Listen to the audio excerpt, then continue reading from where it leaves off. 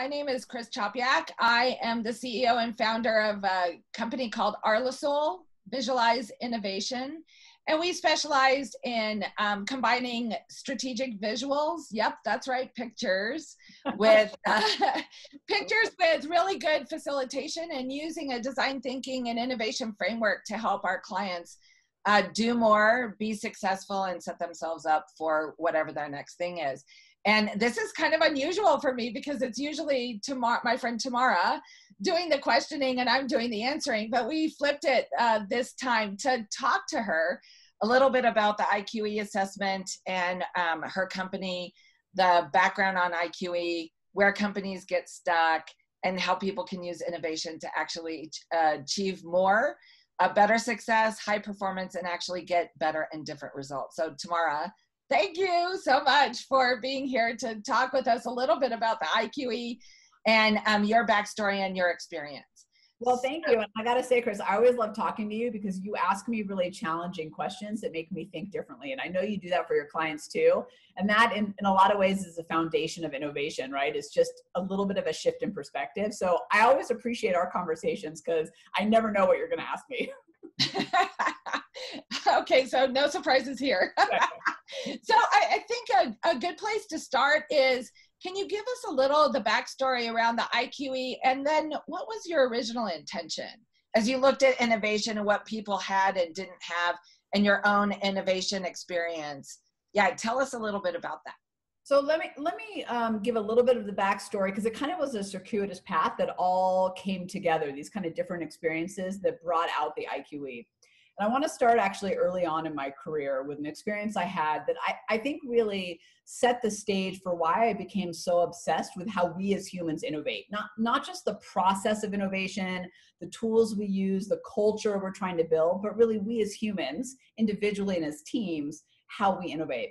So early on in my career, in fact, right after college, I moved to New York City because I really wanted to get a job on Madison Avenue in advertising. Because at that time, it was 1995, so just to date myself, that's where all the good creative was coming from. So I landed a job at the second largest global advertising agency, Young & Rubicam. Now, Chris, I was an account coordinator, which means I was the lowest of the low of the low of the totem pole. So I was lucky if I made coffee and made copies for people, right? That was it. That was my job. But I had a boss that thought I could take on more. So she pulls me into her office one day and she says, Tamara, I'm going to put you in charge of the big strategic meeting. I want you to be the one to get everybody together and make this happen.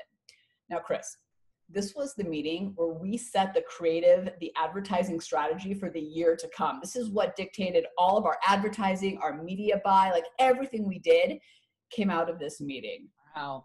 I felt like my career was on the line. I was so nervous. So here's the thing. I needed to get everybody there, right? So our clients, obviously on the brand, the account management team that I was on, and anyone else who touched the brand. So the people in accounts payable, the people in the media buy who bought advertising agency, anyone that touched our brand. But most importantly, I had to get the creatives there. And not just any creative. I needed to get Steve. Now, Steve was the guy with that amazing, magical, creative brilliance, right? And he just walked down the hall exuding creativity. And the rest of us were just lucky if we had a notepad and pen and we're walking behind him when he said something brilliant so that we could write it down and execute on it. So the day of the meeting arrives. I get there early. The coffee cart gets there early. I set up easel pads and scented markers on, right? Coffee is the key there, right there. It's like, what's coffee? That's how I felt. It was like, well, my day's good here. I set up easel pads on either side of the room so that whatever Steve said, somebody could capture it. We were always close to an easel pad. So first the clients and the account management team roll in. They're early, like it starts at 9. They're like 8:45, but you know what? Creatives are never early. So it's fine that Steve's not here yet. Then 9 o'clock rolls around. Everybody else, accounts payable, media, all those guys start rolling in. Still no Steve, but creatives are never on time. And you know what? Everybody's still drinking coffee and they're happy, so we're fine. 9:20, coffee's getting a little colder. People are on the third cup. No. 9:40 rolls around and Steve is still not there. And now everybody's sitting at this big conference table staring at me. So I start dialing for dollars because I got to find Steve. So I call the reception to see if he's made it in the building. I call the production floor to see if he's cutting an ad or something. I finally catch him at home, Chris, at home. And I say to him, Steve, what are you doing? Why aren't you here? And he goes, oh, I just didn't feel the mojo today. You're going to have to reschedule that meeting. And he hung up on me. And I turn around and I sit down at the table and I'm sweating and I'm pretty sure I'm about to be fired. And I look at everybody who's now like arms crossed staring at me. And I say, well, Steve's not here. So that's it. I didn't know what to do. I wanted to hide under the table. So this awkward silence, it was horrible, Chris. It was so bad. Like I still get a little, like my heart rate races as I tell the story. It was such a horrible experience up to this moment. So then there's this awkward silence that fills the room. Nobody says anything. And I'm thinking, I'm done. This is it. And then the most amazing thing happened. So first, the person from accounts payable speaks up and they go, hey, I know I just look at the numbers, but I've been seeing this pattern and it made me think of this idea. And then the one who does the media buy spoke up and goes, yeah, I've been seeing this interesting thing that our competition is doing in their media and it gave me this idea. And before I knew it, the room was bubbling with ideas, with incredible innovation without Steve. And that day we set the strategy that led to actually an increase in sales without Steve. And that experience, yeah, right? So all this incredible innovation came from all the places you least expected. All of us who were not innovators, who were not accountable for innovation, who were not responsible for it. But you know what? At the end of the day, we were the ones out there doing the job. So that day really got me thinking, hey, wait a minute.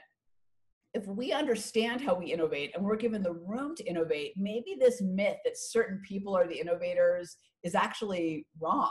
Maybe putting them up on a pedestal doesn't make sense. Maybe it's actually those of us out there doing the work every day that have incredible opportunity to innovate. So that was my first experience. And then I want to kind of fast forward about 20 years and I'm out and I'm speaking about innovation and I know that everybody innovates and that's the place I'm coming from. But I'm keynoting at a conference, I'm speaking. I get off stage and this woman says to me, love what you talked about. And I was talking about these big concepts, right? Like this type of culture, like give your people X% of time to do this, make sure this is set up. And I get off stage and this woman comes up to me and she says, that's all great, but how does it apply to me? And that was when all of it kind of came together for me. And I realized I see the problem. What we don't have is a tool that helps people recognize how they innovate, their own style of innovation, their archetype, their personality, whatever you want to call it, right? We call it triggers, as you know, in your everyday innovator style. But what people really need is an understanding truly from a neuroscience, behavioral psychology perspective of how do we innovate? Because once we understand that, we can actually leverage it and use it and see it in ourselves and see it in others. So that kind of coming together is why I created the assessment. Because I really wanted to take this subjective, fluffy thing called innovation that most of us cannot connect to and make it real and tangible and empowering for all of us at all levels. And I think you know in your work better than anybody, when everybody in the organization innovates, right? Leadership down to front lines and out into the field, that's when major transformation happens. That's when breakthrough outcomes happen. That's when you're able to adapt and change. And that's why the tool was created, because we wanted to make it personal and real and tangible. And I'm really excited to say that that's what's happened. People, it's so funny now, because now when I get off stage or after I'm done with clients or doing whatever it is I'm doing, people will come up to me and say, I didn't even realize I was innovative, but I get it. After seeing this, I totally get it. And that to me is rewarding. That is actually what I love about this tool is it gives some labels and names to ways that we just lean into problem solving.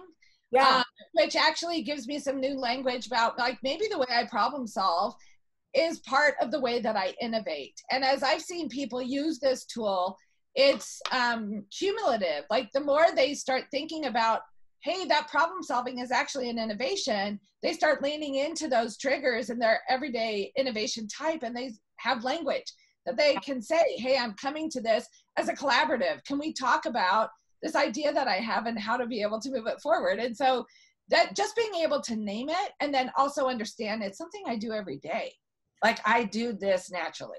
Right. And I love the language you used about leaning in. This is it how you innovate is how you create a problem solve. It's how you think differently. It's how you do strategic thinking. It's not about just blue skies, breakthrough. I think that's how we think about innovation.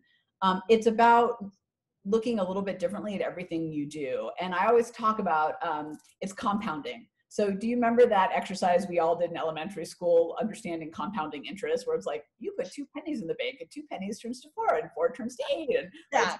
so, but that's what this is, right? To your point, when you start to innovate, you start to realize that there's this exponential benefit that comes to you, and you start to see all these places where if you just think a little bit differently, you can actually get incredible results out of it. So I love the metaphor of compounding interest. So I want to move, keeping with that theme. You know, one of the things that I think is also a challenge is, okay, now I know kind of what I do and I know what other people do on my team. How, from a practical standpoint, how have you seen leadership teams or just teams in general leverage this tool and innovate? So I'm glad you asked me that, because I think what's been really interesting is that teams have used it in a lot of different ways to gain the traction and the value they need. So let me share with you 4. Perfect. Give you kind of an overview of how they used it and kind of, I think, why it worked for them, or what they told me of why it worked for them. So the first one is a global electronics company. So they're a reseller of electronics parts, B2B. So not what you'd find in the store, but kind of selling $1 million contracts to other companies. And the leader of the internal auditing team, so not the marketing team, not the R&D team, but the internal auditing. So these guys are responsible for operational excellence. So crazy smart group of people. They were doing a retreat, but the leader called me and said, hey, so I've got this incredible group of A players. We are excited for the future, but here's where we're a little stuck.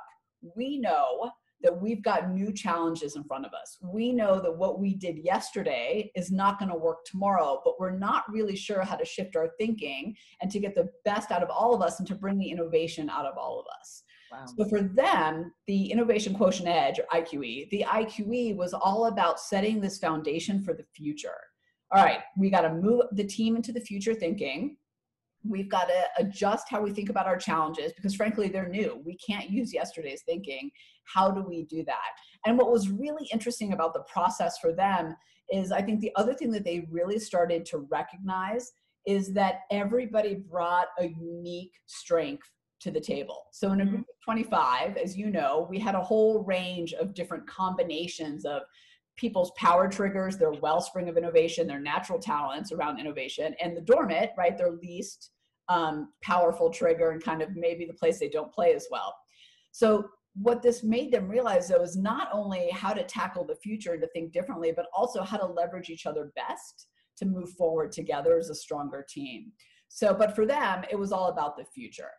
That's so yeah, they're such an amazing team. And, you know, it's interesting because we were talking about them and getting out innovation. And one of them said to me, you know, Tamara, I learned more about myself in our 3 hours together than I have taking all the self-help personal development I've done in the last year. And I thought that was such a huge compliment, because what he was really saying as we dug in was, wow, I really realized how to reach my full potential in a way that I hadn't realized before.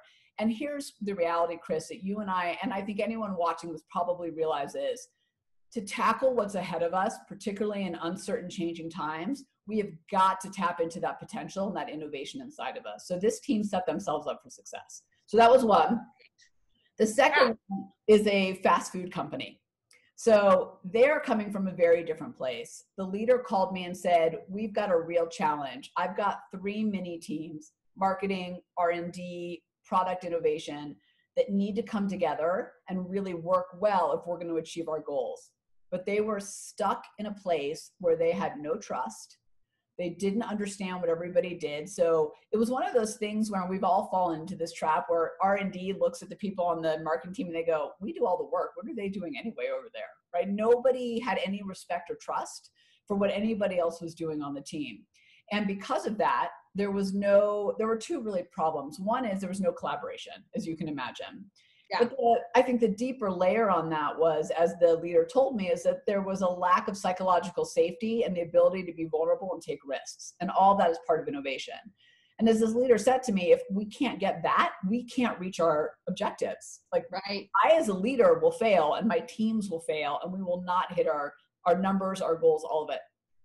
So they did their thing with the IQE, and it was so amazing because she called me later and she said, Tamara, she said, I have never seen the team connect in the way they connected in this meeting. She said, having that understanding of how each of us innovate added so much value. She said, but in particular, it was a conversation about how you add value and how you cause friction, which I know that you and I have talked about this in the past, about how important that part is and understanding that. Because now I get that, Chris, your need to connect and talk and gather this stuff is really you innovating. And Chris, you now understand, for me as the risk taker, that my need to leap and be uncomfortable is not me being spontaneous and frivolous. It's actually how I innovate. So she said they got to a whole new level of vulnerability and respect and understanding of each other. And now, of course, not only have they reached their goals, but they've actually exceeded them because they're working so beautifully as a team. But I would say that in that example, the key there was getting into the heart of the friction and how to leverage the friction instead of letting them hold them back, which was what was happening in the past. So that's the second one. Well, yeah. So I just wanted to point out there, what I think is also pretty remarkable is something you mentioned earlier that I just want to connect, is the whole thing about what's in it for me. So I think like a lot of times we have a hard time collaborating across silos because I can't really see what's in it for me. So if we put the label of innovation on it, and all of a sudden you and I have a new way to connect and a new reason to connect, and I can see that my tweaker, you know, that my trigger of tweaking can actually make your idea better and help you leap forward faster.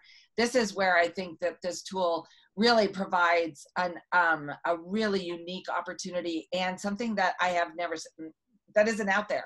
And you know, I've taken every assessment there is. So I like from all of them, but as you know, with this one, we wanted to get, this wasn't just about like, who are you? This was about how do you add value and contribute, and how do you use what makes you unique and how you think, and use that as your superpower, right? Which is very different than just like, who are you? I want to take a side tangent and share something really quickly.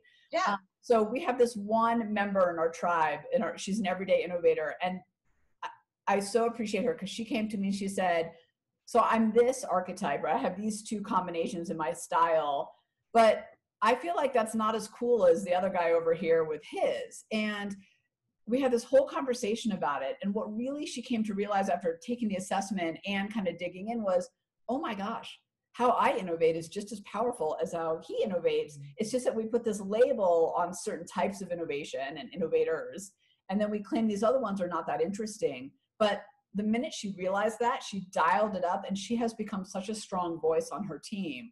But she needed to realize, and a lot of us do, like, oh, my style is just as valuable as someone over there. They're all equally valuable. It's just a matter of leveraging it. So a little side. No, that's perfect. Great example. I think we all kind of fall into that trap sometimes of like, I'm not the hoodie guy on the cover of Fast Company, so I'm not creative. It's not true. All right. So the third one is a logistics company. And I just wanted to share this because it's quick but important. So they had this challenge. He came to me and he said, I don't think we have the right people on the bus, and I want to make sure we do. And as you and I know, I'm very big that this is not a tool about who is or isn't right. It's about how do you leverage all the different types of innovators. Right. And what was very cool about how he used it in this experience was that what actually came out of his experience with this team wasn't, do I have the right people on the bus, but have I designed the bus in a way that leverages my people? So what he meant to do was see if he had the right people. What came out of it was, oh, am I leveraging all this diversity of thinking on my bus? And have I created a bus that actually fosters all these different unique styles of innovation? So the trap he fell into, which a lot of us as leaders do, is we push everybody into one lane of innovation. It all has to look this way, right? It's the flavor of the month process. It's the flavor of the month initiative, whatever it is. And what he really realized was the bus itself needed to be redesigned. He had amazing people. He wasn't leveraging them. And I was so glad because I love that. Yeah, I was so excited when he called me back because, as you can imagine, it's the fact that he kind of came to that realization of the bus design matters just as much. And I think, you know, from years of reading Jim Collins' work, we talk about the right people on the bus, but that's only half the conversation, in my opinion. That's perfect. Not always the right one. I think we mostly have the right people. We're not tapping them. Right. I love that example. Okay, so my last one is a credit union, and this is actually extremely recent. So as you can imagine, with COVID, credit unions, banks are going through a major transformation. Yeah. And the leader of this one regional credit union, very successful credit union, but he called me and he said, here's our problem, Tamara. What we do isn't irrelevant. People need money. They need to house their money. Money transactions are going to happen. He said, however, how we do it has become irrelevant overnight. So the way they serve their customers, the way their employees work, what they do, that was their biggest battle. And he's got all these leaders in the field. And he said, what I really need to do is give them the confidence and the tools to drive innovation out in the field where I'm not every single day. I'm over here telling them to innovate and to drive change and to pivot fast. That was his big thing. We've got to pivot fast. We cannot afford to take a long time. And the way they use the IQE was to give the leaders in the field their everyday innovator styles, and then to use that to drive innovation with their teams across the organization. So this really was about supporting their leaders out in the field. But ultimately, the goal was fast pivoting because it had to happen. They didn't have a choice. And he was getting resistance in places that he didn't expect. And we can talk about the mental resistors of change in a minute. But for him, like, he needed the organization's mindset to shift with him.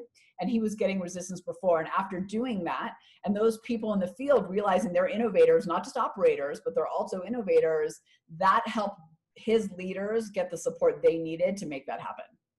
Well, and I can see the connection between the mindset shift and the opportunity to think differently about my contribution. So it put in some kind of de-emphasizes the change and says, no, I'm actually up to this challenge and I'm going to move forward. Yeah. And that's when time is so crucial, that's amazing. You know, it's interesting that you said that, because one of the things he said to me was, and originally I was getting phone calls of like, well, my employees are asking me if I can wear jeans now that were more casual. And he was like, I don't want to have that like, you make those decisions of what's right for your community. Like, why are you calling me about this micro stuff, right? But it's because they're insecure, they're nervous, they've got a lot of fear about what's coming. Right. He said after they kind of, to your point, recognize that, oh, hey, I can deal with this, that things change. And I think, as you well know too, from seeing the IQE reports, we're very big on action. So we always have tools inside the report of, hey, here's how you can dial this up every single day. His team just needed the confidence and then some tools to help them get them on their way. And that's what we gave them. And we're really excited to say that I think they're leading the way in credit unions and what's going to come next. Oh, that's so awesome. So those are great stories and great examples that really help ground the benefit of understanding how you individually innovate and then how you work together as a team. So I know that in your first book, Thinking Sideways, and your marketing and advertising background and experience, that you have thought a lot about how to get people unstuck, which means you've also done the research about what makes us stuck. Yeah. So can you give us a couple of examples of, like, where do organizations get hung up on trying to innovate as a verb or a noun or something like, oh, that means I have to stop what I'm doing now, turn over here and innovate? So I just wrote down what I wanted to make sure to cover. So let me look at my notes for a second. But I love the way you said that, of like, stop everything, which I think is one of our biggest mistakes, right? So, and I'm going to tackle that in the first one. So let me tell you what the 4 are, and then I'll dig in. So the first one is a lack of clarity and a heaviness around innovation. I mean, that's kind of what you were alluding to. The second one is there's actually 4 traps of certainty. I'm going to talk about 2 of them today: the certain people, certain times. The third one is a lack of understanding of the neuroscience and the actual resistors of change that we all have hardwired into our brains. And because of that, we get super frustrated at our teams when they don't move with us. And then the fourth one is this trap of presentation versus experimentation and the culture of each. So let me kind of break those down of those four. So the first one, the lack of clarity and the heaviness. So here's the thing. If we went and asked, and I challenge anyone watching this video, go ask 10 people their definition of innovation, and you will get 10 different answers that have zero crossover and probably 10 answers from one person. We do not have a common way to talk about innovation. Right. Because of that, there's a lot of misunderstanding, a lot of missed expectations, a lot of frustration because, Chris, you come to me, you're my leader in the team, and you say, we're going to innovate, and you and I aren't even starting from the same place. Oh, good point. Yeah. So, and I'm going to layer onto that there's a lot of baggage around it, which makes it heavy because to what you said, what I feel like you're telling me is I've got to walk away from this pile of stuff I have on my desk that keeps the ship moving forward and move over here to some like blue skies area. And so now I'm wandering in blue skies. I don't know where to look. I don't know where to go. And in the back of my head, what I'm really thinking is, this is exhausting. And what am I supposed to do with this stuff when I get back to the box I'm in? Right? So those two things shut us down. So it's part of the reason why, so in my book, Innovation is Everybody's Business, I spend a lot of time talking about what is a definition of innovation that we can actually get a common language, a common starting point, and empowers all of us to be innovative. So let me just share what that definition is. So we're not all left with like, well, what do we do tomorrow? A great point, but now what? Buy the book.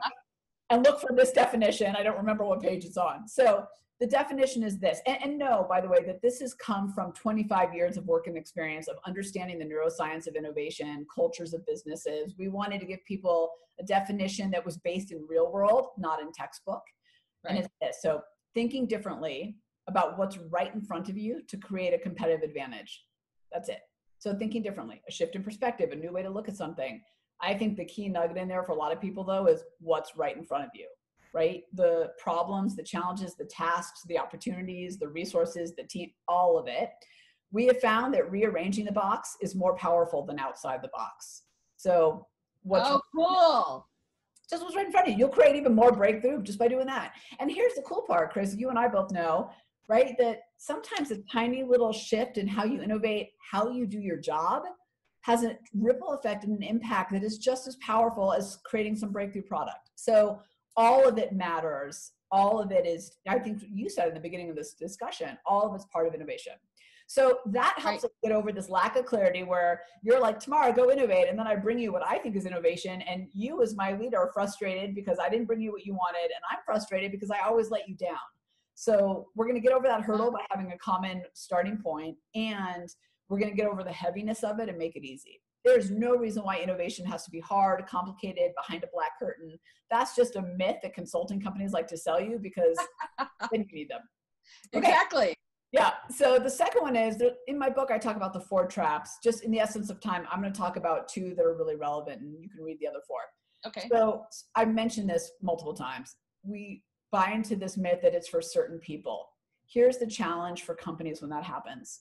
We silo innovation and we actually shut it down really heavily. So let me share a story behind this.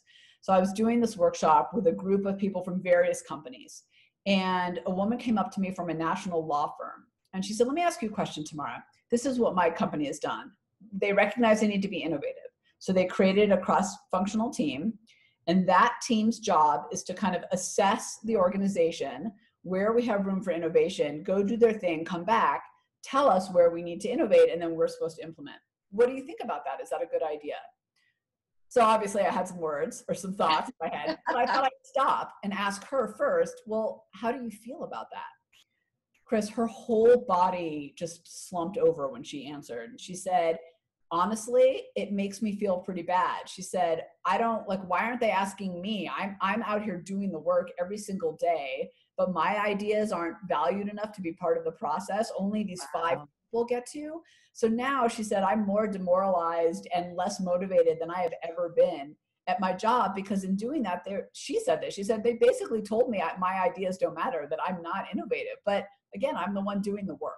So when we buy into this myth that it's certain people, not only are we not tapping the 10, hundreds, thousands, whatever you have, people who are doing the work, which frankly as a leader, why Why would you tap 5 when you could tap 500, right? Right. But also there's this really unfortunate side effect of you're actually shutting them down and disengaging everybody else who you told is not the innovative ones. And I don't think we realize we do that. And that is a big trap that companies fall into that create this kind of brick wall when they're trying to innovate. So they put in this initiative, but in doing so, they actually, it's like one step forward, 1,000 steps back when they do. Good point. Yep. Yeah. So the next one is the lack of understanding of resistors. Here's the thing. The brain has this incredible ability to innovate. So the neuroscience has shown us we actually all have the structures for innovation. And by the way, the structures for intelligence and innovation are actually distinct. So the cool part about that is your years of experience, your VP title, your certifications, your IQ, I don't even know what mine is. Your ability to innovate doesn't rely on that. And we exactly. I know. Thank God for people like me. So we all have it, and it's a whole brain experience. So it's kind of like, do you know those images you see from like the space station at night where the Earth is lit up and you've got all these lights connecting across different cities? That's what's happening in our brain. So that's the cool part. But then on the other side, we've got these resistors, and I'll talk very quickly about the 3 main ones. So one, we've got this thing called the reticular activating system. So I think of this as the brick wall, the RAS. The brick wall is there to only allow in things that you already believe in or think to be true. And the challenge with that is it's hard to innovate when you're only letting in what you already know to be true. It's why when you decide to buy a blue car, you suddenly notice every blue car on the road where you thought there were no blue cars before, right? So we got to open up the bricks in that wall so that we can see new things. The second one is the thing called the myelin trap. So in short, myelin is this wiring or this coating over our tracks in our brain. It makes us super efficient and fast. The challenge is it also keeps us on the same path because it wants us to be, our brain is lazy. It wants us to be efficient. The third one and the biggest one I find, and this is what's happening for leaders with teams, and this is why you're getting such pushback on change and innovation, is the lizard brain. That primal part of our brain, it wants to keep us safe and comfortable and warm, and it doesn't want us to take risks. And it's the little brain, it's almost like this little gatekeeper to the higher functioning that we really need. And it's over there going, don't do it. It'll never work. Don't bother. This is going to be way too much work. Ooh, this sounds exhausting. Let's not go there. And the key that I think we have to understand as leaders is we have to understand what's going on in our team's brain so that we can actually overcome them. And I talk a lot about this in my book. You and I have talked, we could probably have an entire other session about this. But I think the thing to know is if you understand that there are some brain resistors actually happening, they're actually pretty easy to overcome. And I'll share a little bit at the end about this has been happening on my team lately with everything too, where I went and presented change to them and I got surprising pushback. And I was like, well, we're in the business of innovation. What's happening here? And then I realized, oh yeah, this is just these brain resistors that we need to figure out how to get over so that we can get to the place of pivoting fast. But well, I think, I was just going to add, because you know I'm a brain science freak too, but I think the important point here is that it's not just one brain function, that especially as we age into our 30s, and that myelin has formed over our brain. Coding. Exactly. And societal pressures, everything from economics to social pressures to company pressures, wherever you work, all reinforce this sort of fixed perspective. Mm-hmm. And so it's not just one part of your brain, it's many parts of your brain, and it's many parts of our external environment that actually make it even more threatening, you know, really empowering that lizard part of our brain to be like, no way, I'm not going to take that risk. I'm not going to, that is big, you know, that's a chance I'm not willing to take. So I want to tell you one quick story that I think wraps up all 3 of these into one. Okay. It's a personal story, but it made me realize how often this is happening to all of us and to leaders, to your teams on a really subconscious level that we don't even realize. We're not over there consciously thinking, I fear change. It's just happening, right? Right. So we've got this, I have 2 boys, they're 11 and 15, and we've got this restaurant that we've been going to since they were in high chairs. And we know the staff, we know the menu, they know, we don't even have to order. They just bring us what we always get, right? And it's become our Saturday routine. So one Saturday, my oldest is sitting in the front seat and he turns to me and he says, Mom, hey, there's that new restaurant down the street. What do you say we try that restaurant instead? You would have thought he was asking me to move across the globe tomorrow. I looked at him, I was like, oh, Liam, I was like, I don't know. I mean, maybe we should just go, excuse me, maybe we should just go to the restaurant we always go to. I mean, we don't know if the food's any good. Do we really want to risk it? Like, let's just go to the Greek place we always go to. Wow. I know, such resistance for me. And he looks at me and he goes, is the risk of having a bad meal really that bad? Is it really that much of a risk? And in that moment, I realized my lizard brain, my myelin, right, who had put me into this fast track of we go to the same restaurant, I know what to eat, right, everything is efficient.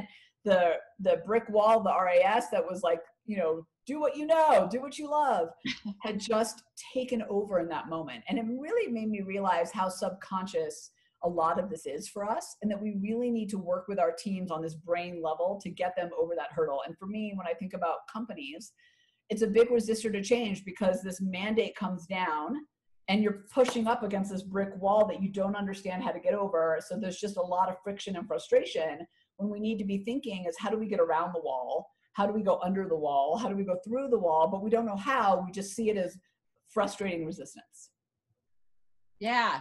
So that's a perfect segue into like getting real and getting personal. I know that since March, I've definitely embraced every part of the change cycle where I was in deep denial that anything was happening, and that the Greek. Yeah, exactly. And then I was like in resistance, like this isn't going to be me, and it's only going to be a couple weeks, and then it's going to be fun. I'll be back on the road. And finally, as I navigated into exploration, it was actually really freeing from a mental perspective to let go of the past. That isn't to say that I don't, think back to what my business plan looked like in January compared to now. Like it's really changed. But then also moving into that commitment phase of like, I'm committed to a new normal and working with my clients and with my team members. So tell us a little bit about you since March. What have you had to do to innovate? Yeah, it has been a fascinating road. And I will tell you, Chris, there are days where I felt like I hit every point of that curve you just talked about. Yep. Like it wasn't a linear path. I felt like I jumped a lot all over the place. Sure. So here's the thing. And I'll be fully kind of transparent about this, because I think our journey and all of our journeys are actually really important to share, because we have a level of urgency to innovate that we simply never had before. And, we've always talked in the past about disrupt or be disrupted, innovate or die, right? All those catchphrases.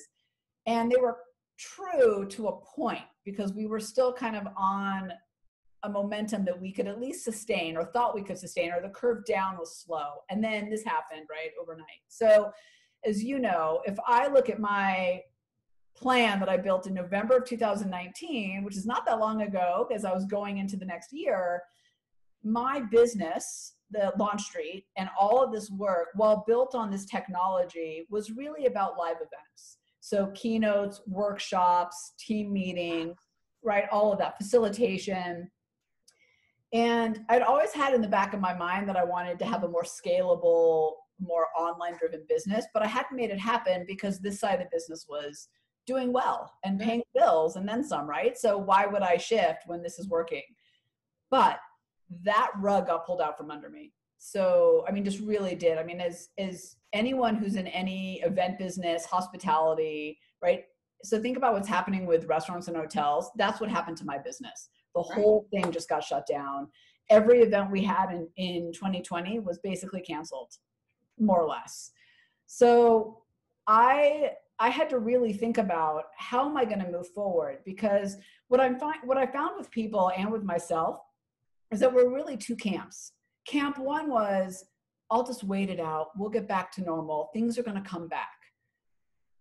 Obviously not the camp to be in.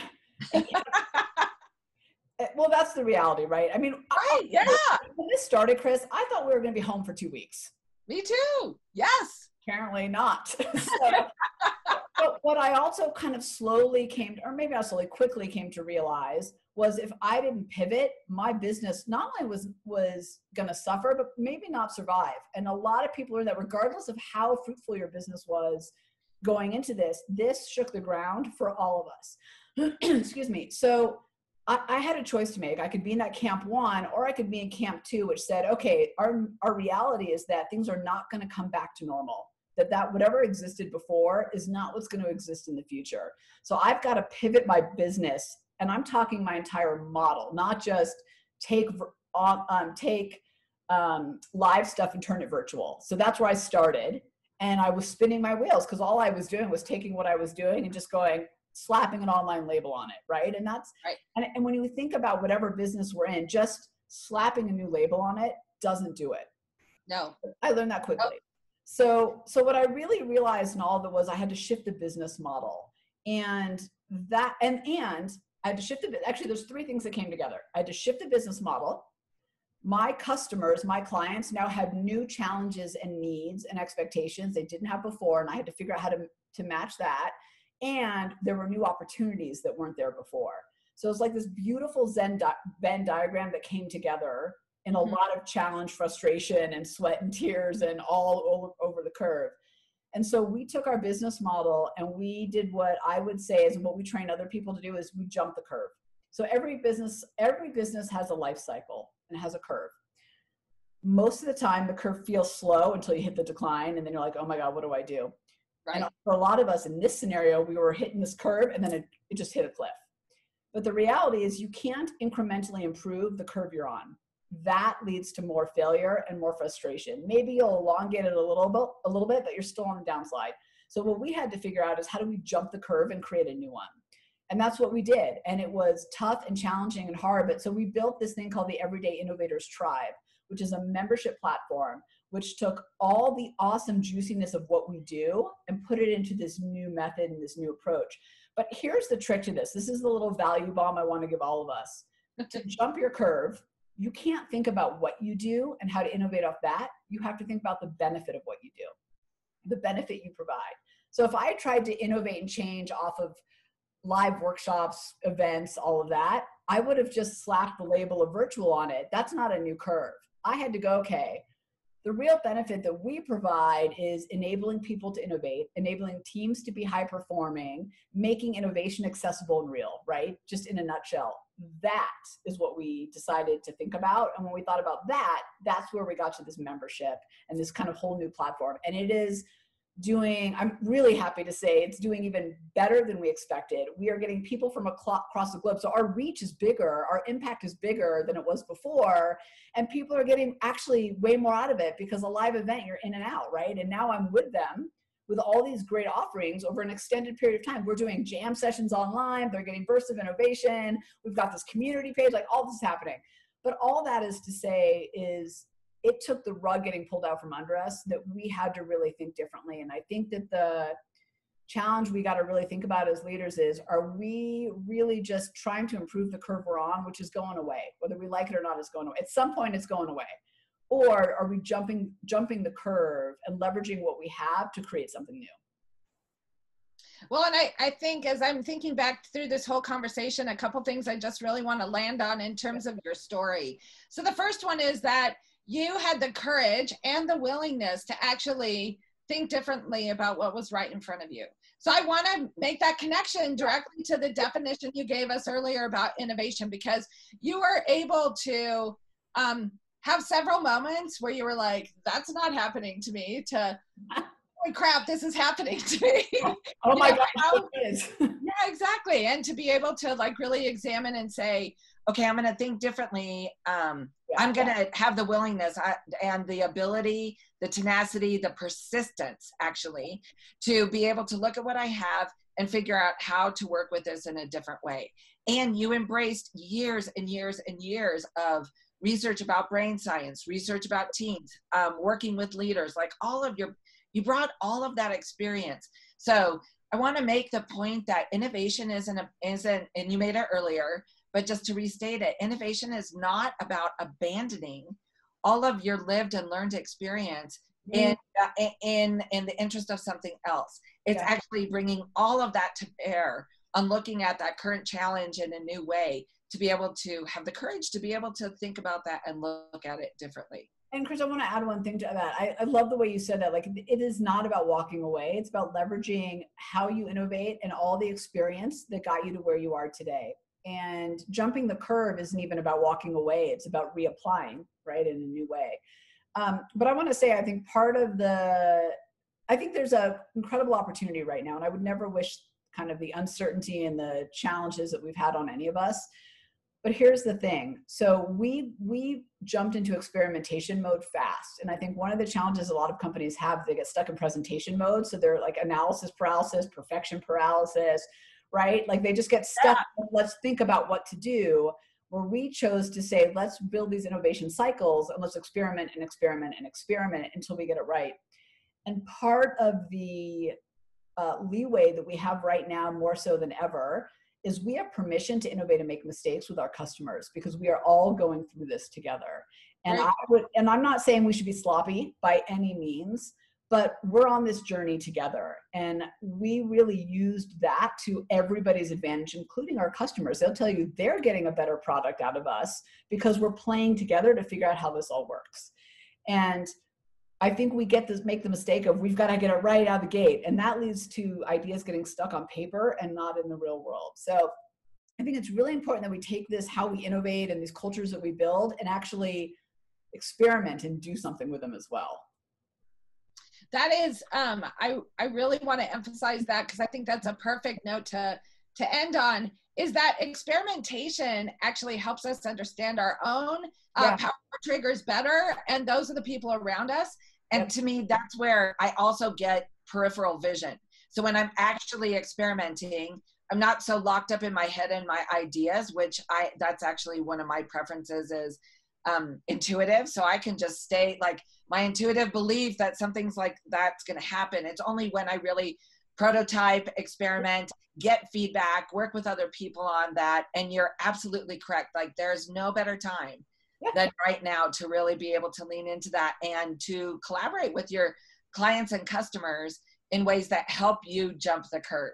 Because I think that that's the other piece, is that sometimes I get very nervous because that jump seems pretty big. But when it's a collective effort and I don't have to do it by myself, then I'm more likely to actually take that risk and then deal with the consequence. Right. Yeah. And here's the thing about it. It's big and small at the same time. Right. And that's I think the beauty in it. But you have to, and here's what makes it big. It's when you don't experiment and then you launch after being in the conference room for way too long. When you experiment and go from one experiment to the next, and an experiment can be some duct tape and scented markers, by the way. An experiment doesn't need to be the whole thing. You can start really small and work your way up. And to your point, it's amazing what you find in what works and what doesn't, and the innovation when you start to actually build stuff out and make it happen. You see your thinking in a way that you can't see when it's on paper. And I know you got to start somewhere, but that experimentation is a huge part of innovation. If we look at the companies and the teams and the leaders that are doing well right now, or who are managing and leveraging the change, I guarantee you'll find a common theme of not just tapping the power of the diversity of thinking on their team, which is huge, but also leveraging that to take action. That's it. That's a total wrap. Yeah. Like being able to experiment, take advantage of the people that you have on your team. That whole idea of like redesign the bus if the bus isn't right, but you have the right people and can leverage their triggers and how they innovate. And then also not to be afraid of the challenges that are ahead of you, but know that you have both the capacity. But I think the other thing that the IQE has given me is like the willingness to really look into the kind of change that I want to make, and be able to persist and feel confident in making those changes. I love it. Well, thank you. Fantastic. Thank you so much for sharing your insights and the background around IQE.